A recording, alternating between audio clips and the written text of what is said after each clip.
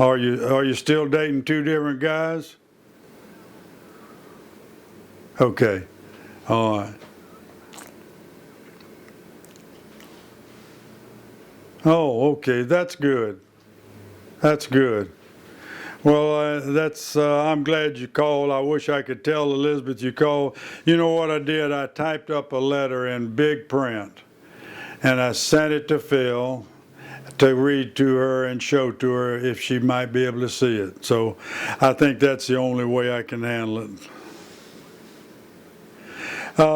He seems okay at times. When he calls me, he sounds good. Well, I mean, okay. Well,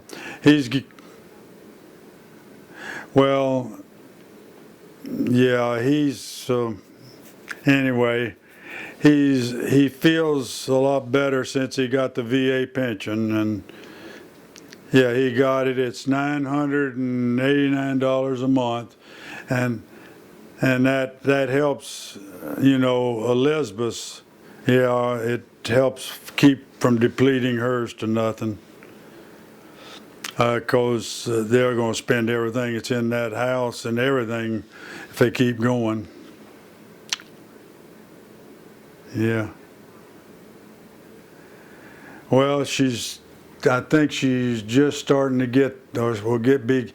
Had to go another 100 days because of some technicality.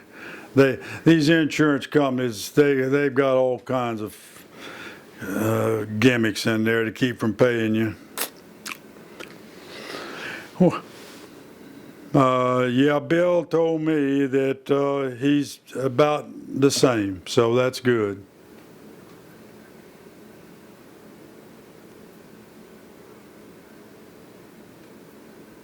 Yeah, that's true. That's true. That's exactly right. Thank you so much. Okay. All right, please do that. I'd like to have an idea.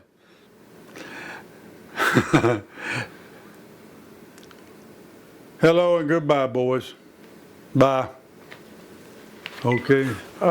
Just hold the phone there. Yeah. Well, okay. I just thought of something now. We've heard a lot about, Are we on, Rick? your Air Force years and so forth. Wait a minute, are we on? Yeah, we're on. Okay. We decided to record the last part of your phone conversation with Becky. I wish we recorded the whole thing. It was actually really good. Well, why don't you let him finish the fire truck thing, and then we can move on from there. All right. Oh yeah, I was going into Arcadia with these two guys sitting beside me, and I went right down Main Street. And when we got to Dad's office, I had to stop for a stoplight, and Rex smelled the truck go by.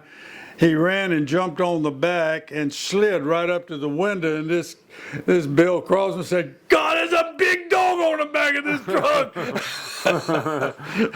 I says, "That's my dog Rex." Anyway, we went out and went out to the fire truck, and the fuel tank was a great big external tank about this long. It holds 40 gallons, about this long, about this high. It's full of rust, so they cleaned the rust out the best they could, and we got it started, and it was a very unique experience starting that thing. We had to put a battery in it. And we didn't have a generator on it, so we just got a fully charged battery and put it on there. And you stand up and you push a pedal down, and that releases all the compression. The cylinders, there's only 4 cylinders on it. And then they were about this big around, humongous things. There's only 75 horsepower, but it could climb up a 45-degree vertical hill without a grunt. 10,000 pounds. Anyway, we got it started, and we started off down the road, and we got to Wauchula, and it quit. And we knew immediately the fuel filter was jammed with rust, and we'd dump that out, and we'd go another 20 miles, and fuel filter would stop, and people would come by us waving and blowing their horns and everything. It had no exhaust pipe on it. It was straight manifold right out the bottom. You get over some sand, it'd blow dirt all over the place. And but we got it back up to the school. Solid rubber tires. They were not inflatable tires. They were old chunks that come out every once in a while I had it. And we got it up there, and then we had the pledges, polish it up, and all the brass, it had brass all over it. The steering shaft, the steering wheel was brass, the radiator was brass. They painted over it, but we had them take all the paint off of that, and we put Piquet stickers on the side of it, and great big old fenders, and you set up high on this quilted leather seat. And the steering was on the right side, and had a hand brake on. You had a foot brake, but it also had a emergency hand brake that stuck way up in there with a handle like this that you pull. It was fun to drive, and the girls loved to ride on it. And we'd take them out on the weekend. That's about it. There was some jealousy among the other fraternities too. Oh yeah, they tried to steal it one night, and we had this about a 350-pound member, and he was strong. He could have been a professional tackle.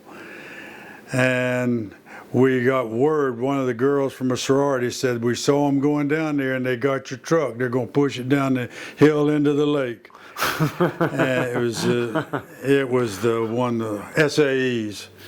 And we went out there, and that big guy was fast too. He caught up with it, jumped on the side, grabbed the handbrake and stopped it, took the guy, literally threw him off of it onto a car on the side, luckily, because it would have killed him if it hadn't hit the hood of that car. And we stopped them, and as a result, their symbol was two great big lines in front of they got severely burned. That was our retaliation, throwing gasoline on them and setting them on fire. I don't guess you want to share the little story about how you, about the fraternity involving a little string that came out of your shirt with a little tag? No, that was another fraternity. That wasn't ours. Oh, that was. Oh, okay. All right. Well, do tell. No, let's skip that. I'm just kidding. Okay, now, all right, we've heard a lot about the Air Force, your years in the Air Force, and you wrote a lot about that and so forth, but why don't you pick up sort of when you get back, when you get out of the Air Force. We haven't heard anything about the Air Force. Well, I mean, we don't, we've been going for about an hour now. We have about an hour left. I was going to ask him maybe to pick up when he moved back to Lakeland with Mom. And well, we haven't heard how he met Mom and any of these details. Why don't we see? Okay, we'll go to the Air Force right quick. We'll go through that as quick as I can.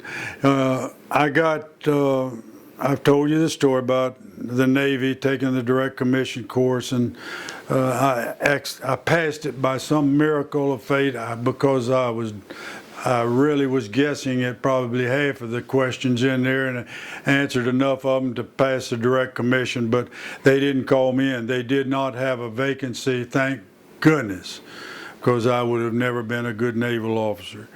Then I went ahead and enlisted in the Air Force, and with the idea that I would go through pilot training. They said you would definitely go through because I had a college degree, and I had all the points that was necessary to get in real quick. And a private pilot's license. I had a pilot's license. You got so many points for a lot of things. Anyway, they swore me in here in Jacksonville, and with about, I'd guess about 30 other men. And lo and behold, I was put in charge of all 30 of them because I had more points. I'd made better on the test. I had a college degree, so I was in charge of all these country boys that were sworn in the Air Force. Some of them, you wouldn't believe all the things. We flew into Atlanta on an old Lockheed Constellation, and had to change planes. And the Air Force didn't provide us with food. And they all came to me and said, "We're hungry, we want food." I says, "I'm sorry, guys, I don't have the money and I don't have any tickets, and you're going to have to wait till you get out there." Well, we changed planes and got into San Antonio, Texas on another Constellation, and we got out to the base, Lackland Air Force Base, on an Air Force bus, met us there, and this little old private first class, I mean, that was just next to nothing, was in charge of us, getting us to our quarters to go to sleep. 2 o'clock in the morning, tried to march us. Nobody knew how to march, trying to give us orders. Anyway, we went through basic training there, and that was an experience never to be forgotten. Was that the one where there wasn't any roof on the barracks? Oh no! Oh no, that was when I was a pilot. Oh, okay. But anyway, I did well in basic in a sense because there was a beautiful golf course on Lackland Air Force Base, and basic was really tough when you're not used to it. It was in the summer. We were in formation, and guys would fall face down, just tear them up on this old hard, dusty fields in the heat, 104 and 5 degrees in the heat. I could take it. I was slim. I only weighed 142 pounds, and I was in good shape, so it didn't happen to me. And I got to caddy at the golf course during basic, so I'd get out of Saturday and Sunday, whatever they were doing, cleaning the barracks. And another time they called me to take my flight exams for cadets. They called me over, and I got to go over to a really nice quarters, and they were all officers. I was the only airman basic in the whole place, and all the officers there were guys across the hall from me. We got together, and they were just out of college. They didn't know what an airman basic was, really. They were second lieutenants, and they got time for dinner, and I was going to have to go to the airman's mess, and I said, "No, I can't go to the officers club with you all." "Oh, why?" I says, "I'm an airman." "Oh," he says, "we're going civilian clothes." I says, "I don't have any civilian clothes." And they says, "Don't sweat, you're about our size. Come on, we'll fit you out with civilian clothes." So I got in civilian clothes, went to the club with them to have dinner that night. And we sat down in the bar, and we were having drinks, and I wasn't that hard to get me high back then. But we were having some drinks, and right next to me, this major and his wife, and a captain and his wife, who happened to be the Airman Basics squadron commander, the whole commander of the whole, not cadet, but basics. And his wife got drunk, and she came around the table and spilled a drink all over me. And I'm saying, I was trying to look away from him because I had my hair shaved like a basic. I really looked like a basic, but I had on civilian clothes with these guys. And she started to apologize, and I said, "No, ma'am, that's all right. Don't worry about it a bit." I was looking away from the major. I know when I thought about it, he couldn't recognize me. I was one of 1,000 people over there. But I was still looking away, and those guys, those second lieutenants, were laughing their heads off. They were really screaming. By then, I was getting a little high. And anyway, I said, "Don't forget it, ma'am. There's no problem at all. Just don't worry about it." Well, before long, the major sent over drinks for us all. And we were all high anyway. It was an interesting story, and I got to spend 3 days over there. And they were stay-nine courses, so I ate them up. I can eat stay-nine courses up. Stay-nine courses is where they show you pictures of planes and you have to describe which one is in a turn. They put you in a little airplane and you got a stick on it, and they says keep your wings within this parameter, and it had a spring on it, and that you'd get up there and it'd throw you this way, and I could hear those other guys bang bang, and I figured out real quick that I could go right up to the edge and keep it just in that and not try to go to the middle, and mine is staying bzzz the whole time. And they're saying, how the hell did you do that? Anyway, they were good buddies, and anyway, my last 2 weeks in basic, I was caddying at the golf course for officers, and the previous weeks I'd caddied and made friends, and they found out, said, you're a college graduate and you're out here caddying for us? And they found out I was a good golfer. I was about a 3 or 4 handicapper then. And they said, well, golly, he says, you ought to be playing. I said, no, sir, I can't play, but I'd love to caddy for you. They said, well, fine, we'll be by your barracks and get you. And they'd come by and get us. Major coming by and getting them out of the group, and all those guys, boy, you stink. And I would go off to the golf course. They'd buy me my noon meal out there and caddy for them and pay me money. And I said, I don't care much about the money, but I sure do like to get away from that barracks. That's basic. Then they sent me to Craig Field as a pre-cadet out of basic, put us on a train, and myself and another black boy. Not this Craig Field. No. Yeah. Craig Air Force Base in Selma, Alabama, where the famous bridge walk by Martin Luther King took place, Yeah. Well, that's where it was. It was about 60 or 70 miles west of Montgomery. Well, the train we were on, Union Pacific train we were on, took us to Montgomery. We got to Montgomery at midnight. It was about 9 degrees temperature, really cold for a Florida boy. No, 19, not 9. It's about 19 degrees, and I got in there and I said, when does the train get in to take me to? And they laughed, said, there's no train going to Craig Field. And here I don't even have and they said, oh, you're one of those Air Force guys. We know all about that. Says, well, you're in real luck. This is at midnight now. Says, we got a freight train that's going that way. You can get on the caboose and they'll let you off about a mile from the base, and they'll show you how to get over to the base. So I got on the caboose, and the man was so nice. They had a great big old pot-bellied wood stove in the caboose. And boy, it was nice and hot and warm in there. and sat around there, and all of a sudden the freight train went on. And about an hour or two later, they said, okay, we're there. And the freight train made a special stop for me, and I got off. And he says, now, and we were up on kind of a thing, had to go down through a ditch and a path. He says, you can't see it too well, but see, that's the gates of the Craig Air Force Base, right through there. If you'll just follow this path, it'll take you right over there to the base. Now here I was carrying I'd say a 80-pound duffel bag with all my Air Force uniforms in it over my back.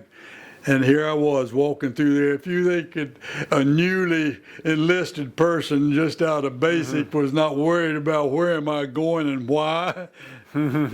Anyway, I got over there, and the air police were very nice, and they took me to a nice warm room and put me up. And then they put me in a barracks with a bunch of maintenance people, and I went to the flight line the very next day, and they said, all you do is we'll assign you to a plane. It was T-6s, and they had P-51s at this base, T-6s and P-51s. And it says they were refreshing people for the Korean War, pilots that were coming back in out of the reserves. And He says, all you do is you help them get their parachutes on, you help them get their shoulder harnesses on, you wipe the oil off of the windshield when they come back in. The next, you wipe it off of the cylinders, cowling on. That's all you do. You put chocks on the wheel, take the chocks away, you hold the fire extinguisher, and that was it. You're just a coolie is all you were. So I did that, and about the third morning there, we had to get out in line, and they do the roll call, make sure everybody was there, and they'd dismiss us. They'd give us a plane assignment, which plane we were supposed to watch all day long, and I went out in this black Major. Was the first pilot out that day, and he was very kind, very nice, well-spoken man. You could tell he was educated, and he was getting his refresher in the T6, going out by himself, going to do maneuvers, whatever. Mm-hmm. And he started asking me questions, and I said, yeah, I'm a college degree. And he said, really? He said, have you ever flown? I said, yeah, I've got my flying license. I think I had about 250 hours when I went into the Air Force. Mm-hmm. He says, really? And this is all you do out here? I said, that's all they want us to do. He says, and you're going to pilot training? I said, yes, sir, that's right. Well, the next morning I got to formation, and just before he closed, he says, Sandusky, I've told you this story. No, but go ahead. Sandusky, this is a master sergeant, chief master sergeant in charge of the whole flight line crew, enlisted people, says, fall out and follow me over here to such and such building. And I mean, he's really disgusted. He says, I don't know who you know, private, but anyway, I've got to check you out and starting and taxiing procedures on the T6. I was again the envy of a lot of these people out, because there were staff sergeants out there that wasn't allowed to taxi the plane. Yeah. And I got to taxi the planes. All the time, my main job was to taxi them over to what they call compass rose. Mm-hmm. And you taxi it up on this thing that the big machine, and they could turn the plane around and they would calibrate the compasses on the plane. Wow. And they had to do that all the time, and I did that a lot of time. That's primarily what I did. But that helped me later on when I was assigned to T6s in primary. Or in basic, no primary. That really helped me, because man, I could jump in a T6 and start that thing right up. You taxiing. But anyway, that major, as I've told you, eventually turned out to be the commanding black general in the Air Force. He got to be a lieutenant general, and I can't remember his name for the life of me, but I think he, at that time, was the highest ranking black general I know in the Air Force, but they later on have 4 stars generals. Now they do. Mm-hmm. Then I went from there back to flight training in Lackland Air Force Base at pre-flight. Then I went to Malden, Missouri, where it was really a great base. It was a civilian, just like I taught in when I got out of the Air Force. I taught him one just like it, ground school, not flight. And they had Super Cubs. First time we were the first class to ever use Super Cubs, and my flight instructor immediately got my records and found out I had a flying license, and he said, have you ever flown a Cub? I said, oh, yeah. Not a Super Cub with a starter on it.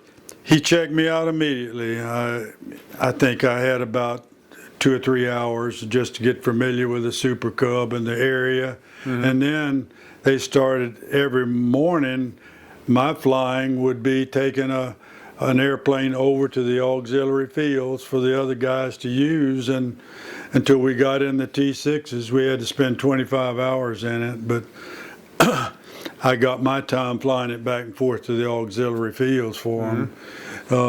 Then I got in the T6, and basically everything was fine. I told you the story about my final flight check was so quick that it was all over before I started. Because you could make a turn and maintain your altitude and no one else could. Well, Please tell us. Please tell us.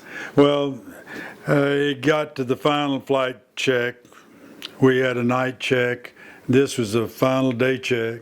We had a night flying check by the Air Force.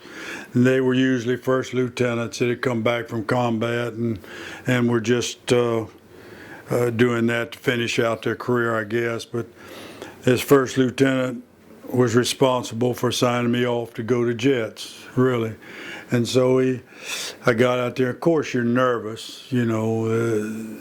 It's I mean, everything's weighing on that, whether you go on or you're washed out. Yeah. And we took off absolutely fine. Went out to fly into the acrobatic area, and normally you have to do loops and slow rolls and stalls and spins and other things in your flight check. I mean, you can have to do that much.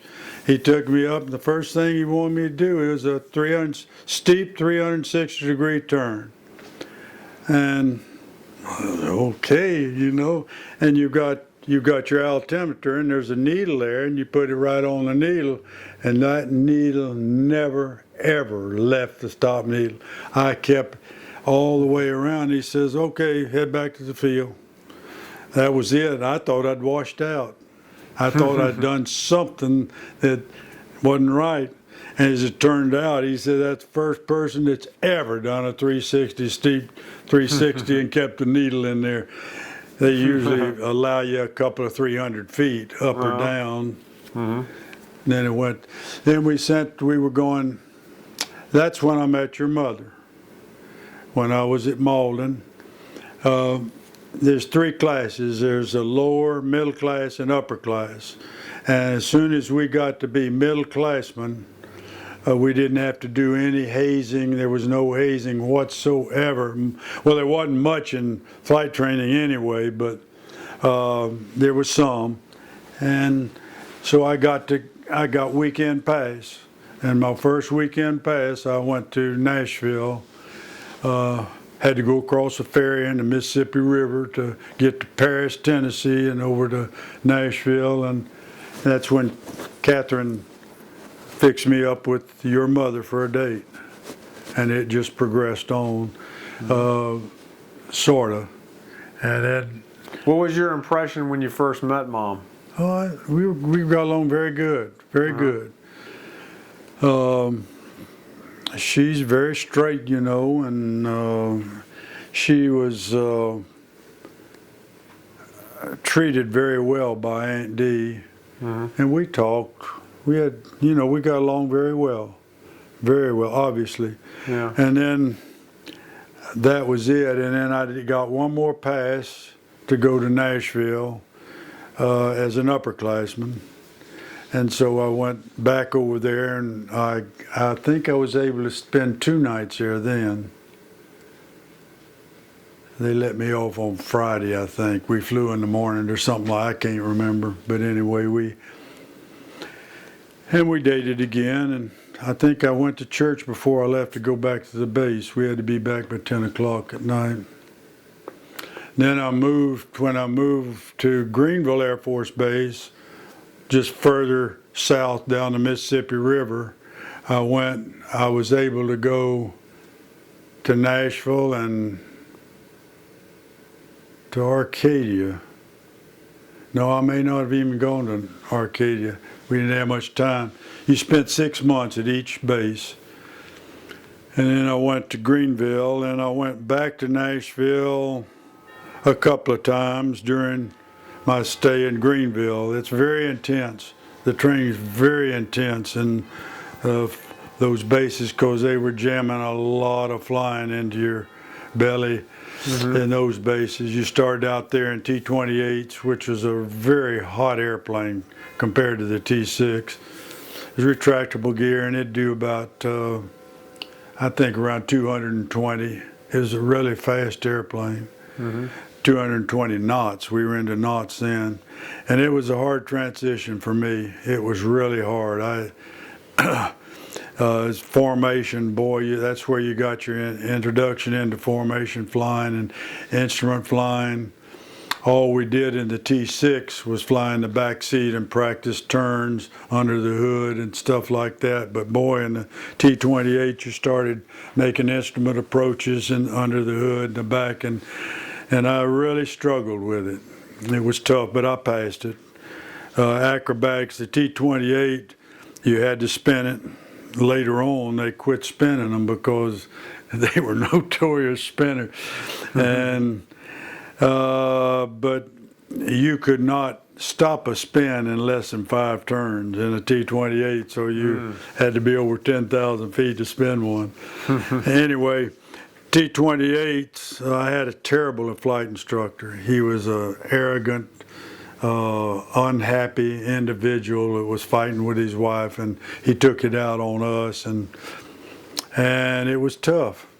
But then they put me with another young guy just back from flying F-84s in Korea, and he was nonchalant and easygoing and just fit into my our flight was called Lucky Flight, and his name was John Swan. And by the way, he just called me on the telephone after 50 years. Huh. He just called me on the telephone, found out somehow in a reunion where I was, and called me on the telephone, and we talked for ages. Huh. I sent him a picture, and he sent me a picture, which is in there if y'all ever want to see it. Doesn't mean anything, but he went on. He got out immediately and became a aeronautical engineer and worked for NASA. And said he'd been through Jacksonville many times. Didn't realize I was here. I said we could have had a good old time. Anyway, Shirley and Uncle Fred and Aunt Dee all came to my graduation. And it was very impressive. They had a 40 plane. How many dates had you had with her at that point? We'd had probably 10 or 12 dates. Okay. We were getting along real good by then. And let's see, then I went to Ellington Field, and no, we'll go to graduation. Graduation, they came the night before graduation, and I could not leave the base. We all were sweating because we sang this extremely filthy song. There were 45 of us in our flight. And it was our last night, and we were going by the officers' club. At the graduation ceremony? This is the day before our graduation. Oh. And we were all happy, and we were singing, and the flight leader, who was a cadet colonel, was saying, "Stop it!" And we wouldn't stop singing it as we went by. And a major come running out of the officers' club, stopped the flight, chewed us out one side, down the other, and he says, "You all, the whole flight, are on report." And we did not have any idea what was going to happen the next day. Nothing. He said he just wanted us to sleep on it. But it was one filthy song. But it was a marching song, with a rhythm and everything. Yeah. But then the next day, though, they had a 40 plane flyby for our graduation. It was T-28s. Makes lots of noise. They made lots of noise. 40 of them did, you know, for our grad. And of course, your mother pinned my wings on me and stuck the damn pin and nearly all the way through to my heart. It hurt so bad. She got a kick out of it, though, because the first person that salutes you, you always give them $1. It's courtesy that you're a new commissioned officer, and and all the master sergeants had claims on the positions outside where we got our wings. And they'd all stand out there and wait, so they just collect $1 after another saluting us first. You know, it's courtesy always for an enlisted person to salute you and you return there and give them $1, you know. But Shirley got a big kick out of that, seeing those. And she used to get a big kick out of the officers saluting her going into Blytheville Air Force Base because the MPs had to salute the car. They weren't saluting her. They were saluting the officer's sticker on there, and it was the law. She got a big kick when she'd come out and pick me up, you know. She taught school right outside. Well, we're getting ahead of time, but then I dated some after that. I dated at Houston. They had the officers club there was humongous. They had so many officers at Ellington Field. All these officers were getting their radar bombing training in the planes that I flew there that I was being checked out in. Like I said, so the officers club there had a box about this big of all available females in Houston, and there were a lot of them, and so we'd go through to get dates and pick them out like that.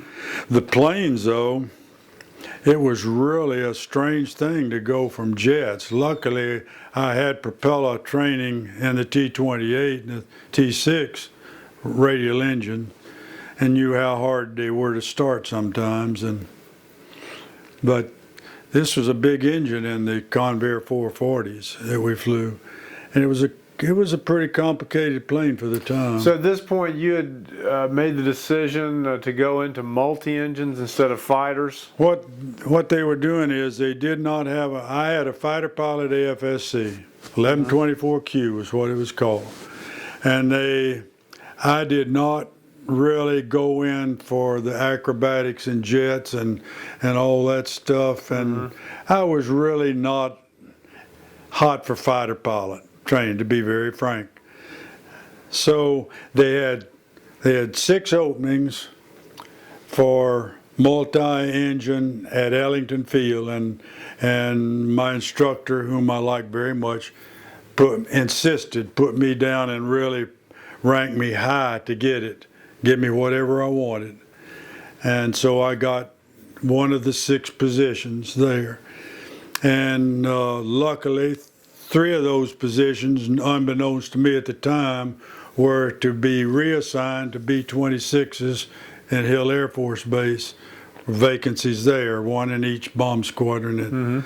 And so that's how I got there. I volunteered more or less, so I'd like to have a multi. Thinking about the airlines possibly as a future anyway. And so they sent me there rather than to go into B-29s or something like that. That was a disaster. So they sent me to Ellington, and they only gave us a week of training to go in as co-pilots. And then they had about 8 or 10 flight instructors, and they put me with a flight instructor who was a captain with a lot of experience in Convair. Really good pilot, good man to boot. And you had a week to learn. I was telling you about I didn't know what V1 speed was or V2. I didn't know you had to calibrate the weight of the airplane for takeoff. I didn't know how to start a radial engine that big particularly. I didn't know what a feather button was to feather an engine, and that was a very concentrated week of study, you know. And what was really something, your first duty on the flight line, the captain said, go brief the crew about bailout procedures and flight procedures. Now these were all captains, majors, light colonels. They were all out there, and they all had to stand in formation in front of the plane for the briefing. And here I was, a second lieutenant, brand new second lieutenant, telling them, you know, the bailout procedures and everything on the airplane. And the first day I'd never even been on a damn airplane, but just to take a guided tour through it, you know. Anyway, but you learn quick. You grow up fast. And it wasn't a couple of weeks. I was briefing them like I knew what I was talking about, you know. But you have to, as a co-pilot and as a learning pilot, you get in that cockpit up there and you get out the Dash 1 book, and it's got the weight and balance and everything. And they have a crew chief. The crew chief gives you the weight that we're going to carry on that flight, you know, the number of passengers. There's 13 seats back in the back. All of them had radar scopes, and they all had a bubble on the top canopy for shooting stars, that sort of thing. And there's a humongous radar dome below them. It was as far, you know, farther than I could reach, and up and down is only about this high off the ground. And so I'd take the Dash 1 with all of that and figure that V1, the V1 speed, as I told you, was the speed where you rotated the plane up very slightly so you'd be getting lift off of the wing for takeoff. And V2 was when you had the right speed, airspeed, for lift to break ground. That was V2 speed. The airlines, anytime you get on an airliner, you can feel them doing the very same thing. Yeah. V1, they just break the pressure off of the nose wheel, and when they're getting positive lift and speed, they rotate to V2, and they just keep bringing that nose up to hold a specific airspeed, and that's what I'd put on a chart, and I'd put the weight on there for the captain. And eventually I had to learn all those, and then I had to do the takeoffs and landings and everything. It was really new. And before you took off, you'd have to feather each engine. You'd start it into feathering and then pull it out just to see that the feathering mechanism was going to work in flight. And you know what feathering is? Yeah. Yeah. The fella goes so it doesn't windmill. Yeah. All right, that's that field. Then we'll rush on to, we're getting too long now. We went from there to Hill Air Force Base, straight out the next day to Wendover. And that's where the barracks were that you could see the moon through the old World War II barracks. And that's where I got all my combat training. And at this point, you hadn't seen Mom. You had been dating other women and so forth, and you hadn't seen her now for quite a while. I went to Nashville from Ellington Field. I went to Florida. They gave me 10 days or something. I drove quickly to Florida, and then I came back and spent 2 or 3 days in Nashville. And then I drove through territory I had never seen, through Nebraska, Cheyenne, Wyoming, Laramie, Rock Springs, all through those mountains, and 12,000 foot peaks out there into Ogden, Utah. Were you thinking about Mom in a matrimonial sort of way when you went back to see her? Yes, sort of, yeah. And let's see, I think it was my second Christmas. I just cannot remember. I was combat. It didn't take 3 months, I don't think, to get combat ready. I just cannot remember the time in there, but that was so packed with heavy training, scary training. I mean, just stuff you would never dream. The stories I told you about, all these senior combat pilots that I was pushed in with, a second lieutenant. There was only 3 second lieutenants out there, and that's us guys from Ellington Field that went out there, to one in each bomb squadron, and boy, we were fresh meat for them. This is the B-26s. B-26s, and they had no dual control planes. And when I heard that, I said, oh, it's just like checking out in a fighter plane. You just read the Dash 1, and when you're not quite, because I rode in the right seat, and they teach you the starting procedures of those big engines, and that was an experience in their own. Luckily, I had a instructor that broke the rules and told you how to really start them. And And we don't have time to go through all of that stuff And they because I had all didn't kinds. bother to tell you anything about the bailout procedures. You don't have to worry about that because you can't bail out of it. No, I asked him how you bail out, and he said, well, it's in the book, but says nobody ever bails out of them. It says only 2 people have ever lived bailing out of the B-26 ever since World War II. So only thing you ever thought about is where can I get it down? And when that bomb went off below me that time, that's all I thought about. But everything kept running, and it kept. Yeah, talk about that happening. Yeah, tell us that story. Well, there's a lot to it, but anyway, we had a fire after I was combat ready, and we were fixing to take the whole wing back from Wendover back to Hill Air Force Base, which was only about 35-40 minute flight in those planes. We had a firepower demonstration. The wing commander called the Salt Lake City network, ABC, NBC, whoever it was, I don't know, to come out to the range and tape a firepower demonstration for the TV stations. And they took the pilots, the crews that had the best scores in a specific mission, and myself and Bob Stunkert, of all people, had the best, and another more seasoned pilot from combat had the best scores in skip bombing. Because we didn't skip the bombs, we dropped them straight in. Mm-hmm. We could always hit our target. First time I ever learned to skip bomb, the guy said, don't skip the damn bomb. He said, drop it straight in. Just pick up your speed and drop the bomb straight in there and pull up and power and get out of there, you know. Anyway, I never missed. We never missed.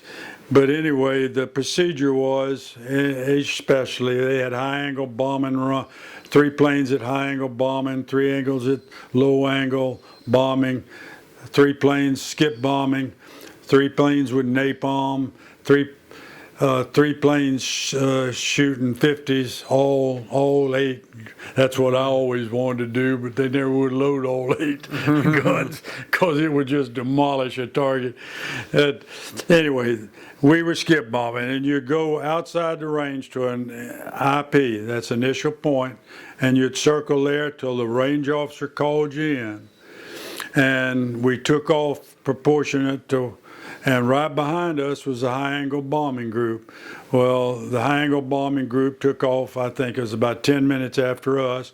We went to the IP as soon as this mission was through, or their coverage and gone, we would come in over the range tower. We'd make a 360-degree turn and descend down to 300 feet and then down to our drop point in over the range, and we'd come in trail. We'd break off formation and get out in line, and I was third. I got back off into the third position, and the first 2 went by fine. They got down to you open your bomb bays at 300 feet, you open your bomb bays at 300 feet, and then go on down to 100 feet, I believe it was. And I got to 300 feet, and my bomb bays would not open. And the procedure was you just stay at 300 feet, and you stay in behind the other one, and you pull in over the target and head on out. The skip bombs were very low powder, so you don't hit anything from the other planes. I mean, nothing hits you from but the high angle bomb guys were coming in with live, fully loaded 500-pound bombs. And they came in, and the lead plane did not make his 360-degree turn like he was supposed to. They were supposed to come in at I think 5,000 feet. They were supposed to make a 360-degree turn so we could clear. And they didn't do it. He came in, boy, split the guys back. They already had them split back in line, and he came in and peeled over like this and came down. He dropped his 500-pound bomb, and the gunner that I had sitting in the right seat screamed that was a bomb. And about the same time it went off at 300 feet, and shrapnel rocks came from the desert all over the place. I mean, I thought and I just flew ahead, just started pulling it on out, shaking like a leaf, scared half to death. And the engines kept running, and I could see out the front windshield, and the gunner was sitting there. Do we go? I said, you stay there, or something like that. And I said, I was heading right back towards Wendover, and I knew I couldn't fly over the town, so I cut over, across the road, and peeled out and came in on a safety approach. And I didn't know whether the tires were going to be blown completely apart in the welds from the shock, but the wheels came out, and the tires were full of air, and I made a normal landing and just stopped. But the plane was destroyed. It was destroyed.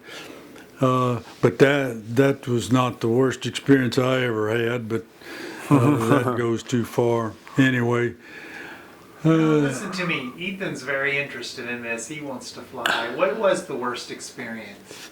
Well, we'd have to go back to Ellington. That's okay. We can go back and we can catch you back up here. Well, going back to Ellington, I was well into my training in conveyors. I'll tell you, Tom, it's 4:30. Oh, okay.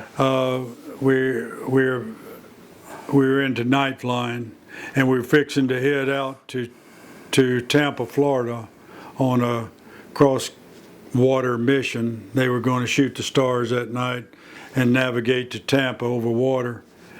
But we took off out of Ellington Field, and we were climbing out and got up to about 7,000 feet over Galveston.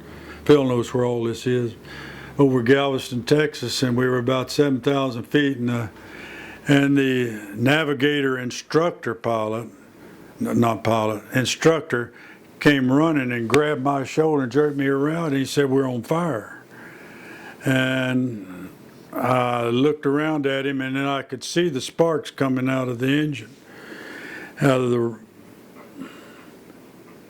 right engine. And of course the captain was already starting the plane back towards Ellington Field, and we have a double fire extinguisher system in each engine, and I used the first extinguisher, and the fire calmed down and the flames weren't coming out. We could see some sparks coming out, and of course I feathered the engine, and the engine went feathered. I turned the light on. We had outside lights that would shine on the engine. Don't go to sleep, Phil. I'm not.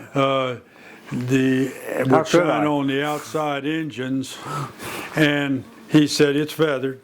If they're not feathered, they windmill, and they'll bring a plane down like lead. And it was feathered, and we were letting down, and there was nothing much happening. And when we were letting down the field, we declared an emergency going into Ellington. Now, we're coming in over populated areas now. We were getting back into the city. It's a little outside of Houston, but not far. And there was a cross runway that they usually kept airplanes on. They just parked them out there because of storage. That particular night, there were no airplanes on it. And it was a lighted runway, but they never turned the lights on. There were two main runways for the wind direction.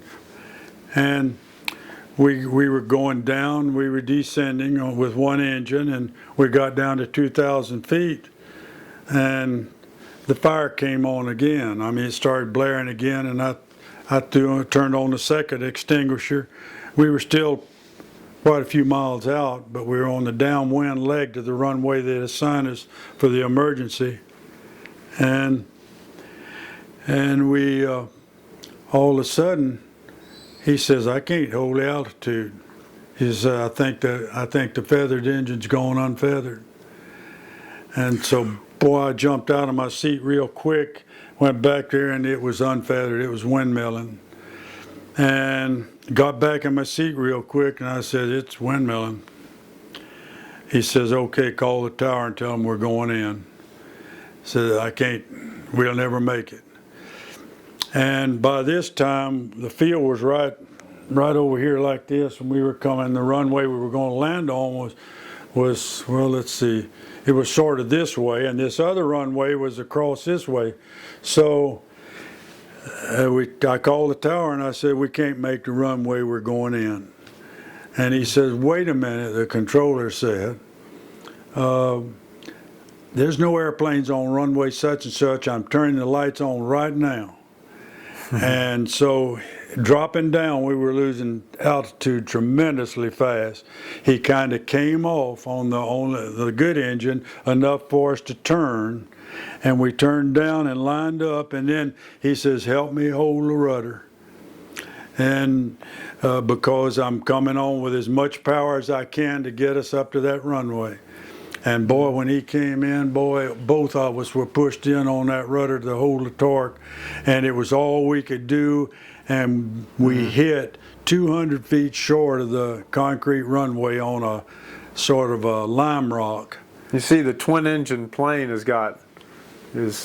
Anyway, we banged down pretty hard, but it was a strong geared airplane, and we rolled up on the runway.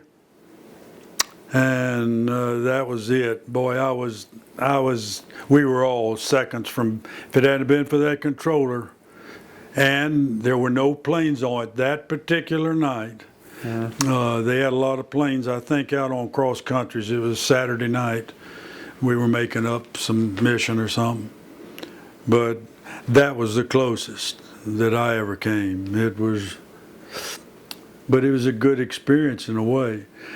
They had the nerve, boy, they were out there checking the plane and the fire had gone out, actually, and they opened up the cowling and we had pith helmets, the ground crews had those, and he took in there and scooped out molten metal out of the back of that engine and poured it. And the way the operations call and says, well, we got another airplane for you if y'all want to transfer. And the instructor captain says, we're heading to the club to get drunk. He says, we're not flying anymore that night. Which we did, including the students, because they were already in crash.